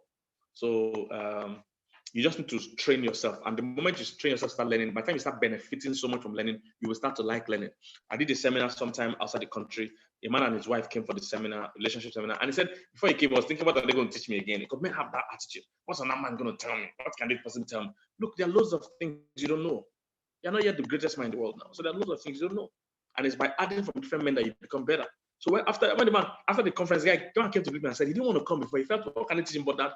After the seminar, he has learned so much. I can't believe what he has learned. I won't miss the next one. So you understand? So most times, because you have not yet engaged your mind, you just think, oh, I know everything. Until you hear that other people are doing great things. Other people will inspire you. Or even great men are inspired by other great men. That's how it works. So you can never know it all. So just train yourself and stop being, unteachable, and you'll be awesome. All right.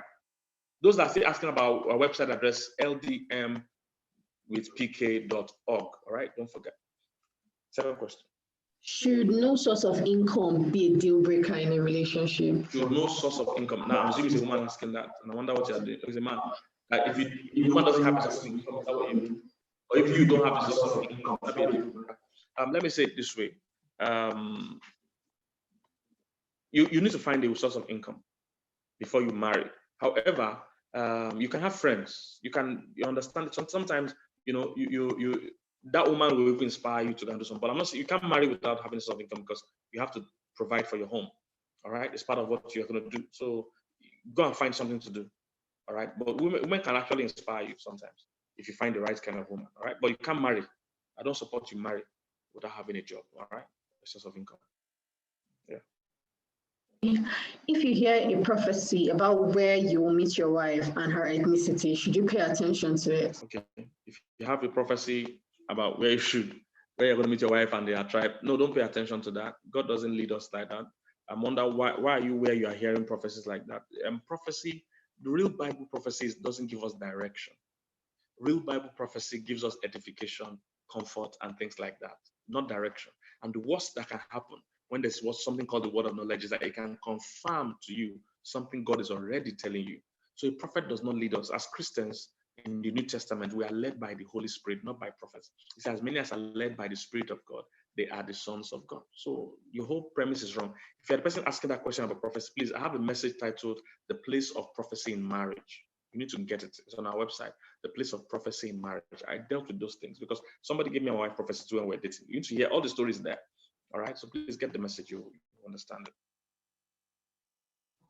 In a marriage, is a woman that is more concerned about her purpose than her husband dangerous? Yes, it's not dangerous. Sometimes the woman is the one that has the purpose that would help the family. That happens. So the man is just supposed to help her be the best cultivator. So that's no problem. There are many big people that we know that the woman is the engine room, all right, and the man is the supporter. So that's fine. There's no problem. As long as the family has something they are putting their effort into to achieve, that's okay. Yeah. Question from YouTube. Do you listen to all women or just wise women? Of course, I think the person asking, do I listen to all women or just wise women? Of course, you have to listen to wise women. You can't listen to, now, it depends on what you mean. For instance, if you work in an office and a woman is your boss, then you have to listen to her. If you work in an office and a woman is your colleague, you have to listen to her. So it's about what is being said and the situation you are in.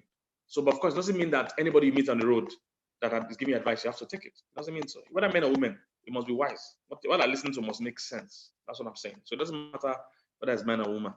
Is what they're telling you, is it wise? All right? Okay. On the society notion about being a man, I have come across many guys who think that an average young man must do at least one of the following: womanizing alcoholism, smoking. Please, is something wrong with a guy who doesn't engage in these acts? I've thought that all through today. That all those guys are living by society pressure and trying to outdo each other. Most men that are drinking and smoking is because friends. They want to show their friends they're cool. So definitely you don't have to drink. All those things are substance abuse. So I don't even support you to drink, smoke, or womanize. Definitely. Those things will destroy you faster than you can imagine. All right. I was unfaithful to my wife last year and I opened up to her, but for the last 6 months, it's been a roller coaster. I know I have hurt her, but we seem to keep going around the same circle. I look to rebuild what we have, but it seems difficult to move on. What do I do? Oh, good question. You guys need what they call infidelity recovery counseling. The issue that most people don't know that counseling for infidelity is different from just normal marriage counseling. So if there's infidelity counseling, there are stages. The reason why you're going around in circles is because she can't process her emotions. You too can't process what's going on. There are stages in infidelity, a situation. So there's a counseling called infidelity counseling. And interestingly, we do that. Part of our Love Than Marriage does that. It's different from normal marriage counseling. So we do that. There are about 6 or 7 stages you have to go through to get out of it, or else you guys will be going around in circles. So try and get your wife. You guys should schedule infidelity counseling with any other good professional, and they'll help you. There's infidelity counseling is different from normal counseling. That's why. So do counseling. It will help. Do counseling. Okay. Someone here says, it's a fact that most men have no voice without money. Most ladies now don't even want to grow a home with a young man again because of money. Sir, in this instance, how do we balance needs, necessity, love, and family when it seems money answers all? Okay, good question. That is a wrong notion. All right. There are many people, yes, that like money, but the truth is that there's still a lot of people that understand what real value is. It's not all about money. All right. It's not all about money. Sorry if we're changing over our source of power supply. All right. So it's not all about money. There are many people that understand the place of real value and real substance. So money is not everything. Don't let anybody put you under pressure. When I married my wife, I didn't have money. I wasn't rich. I had a job. I had a purpose. Don't get me wrong, but I wasn't rich. So you don't need to be rich or have a lot of money. You just need to marry the right person and know what you're doing. At the long run, living right and living with purpose will still bring you money. But your priority must be right, or else, it will be an issue. All right. Sir, how does one seek out a mentor? Okay, how do you seek out a mentor? I'm going to do a full session on that. But the main thing is that picking a mentor is like picking a wife. You need to know what you're looking for and let God also lead you prayerfully. It's like picking a wife because it's a very important relationship in your life. It's not everybody that can mentor you. So decide which area you need mentoring. Is it business? Is it family? Is it general? Is it in a particular industry? Find that area, then start learning from the person, then make contact with the person. I'll do a full seminar on it because it's a very broad topic. All right. 2 more questions for close. Did you have more than? Okay. How can we deal with our ego as men, and how can we also submit to women, or more so our wives? Okay. You deal with your ego by just dealing with it. The mistake many men make is that they never pay attention to their emotions. They think that their emotions are out of control, that this is just me. No, you can control how you feel and what you do. So don't think it is just me. There's no such thing. So control your emotions by being humble and have a listening ear. When I mean submit to your wife, I mean you're listening to her. You're also taking her opinions. Sometimes you even allow her lead in some certain things. If she's better with you in money, she's better to run the money. So it's just as simple. You just do it. You just do it. There's no special thing. You take charge of your emotions and you do it. That's all. The last one. Last one, guys. We are expected to obey our parents in scriptures. Should that also play out in who I marry? Like, are they supposed to define my requirements? Okay, good question. Should I always obey my parents? You need to understand that there are two ways that works. When they say obey your parents, they're talking to kids largely. What the Bible says to do is to honor your parents. So there's a difference. You can honor somebody without having to obey them. All right. In scriptures where they said specifically obey, they were talking to children under age. So like my own children now, or children that are 10, 12, 15, they're still under their parents' authority. Yes, they need to obey their parents. But once you're an adult, all right, you are not children. It's not you they're talking about. As an adult, you ought to honor your parents. Honor, not necessarily obey. For instance, if your parents say go and commit suicide or go and do ritual, you don't have to obey them, but you don't have to be disrespectful. All right. When God told me to go into ministry, I told my parents, they didn't like the idea. So, but I didn't obey them. I obeyed God. I honored them. I wasn't disrespectful. Now later they came to be happy that I obeyed God. So they're even more excited now for me than I was then. So obedience and honor are two different things. So you don't have to obey your parents. They are not the ones that will choose who you marry. Like I said, you're an adult. The principles that you believe, father and mother, then cleave. Not that you will be father and mother and try to cleave. That's what many people do. Live means you are able to live and survive on your own without your parents' advice or financial support. Then that was qualifies to start on that country, on that nation. All right. So you can ask their advice, but you don't have to take their advice as regards who to marry. That's not their job. It's you. They are the one that's going to live with your husband or wife. So you need to do the choosing. All right. I hope this has been worth it for you. Please share this video, subscribe to our YouTube channel, like the post, visit our website for materials. I listed some materials already today. Visit the website. Then we do counseling services. If you need counseling, either video call, audio call, and all that, take advantage of it on our website or reach our official page. Our website is www.ldmwithpk.org. All right. So thank you. I hope this was worth it. So let me know. Let me get your feedback. All right. Thank you. Good night now. Good night.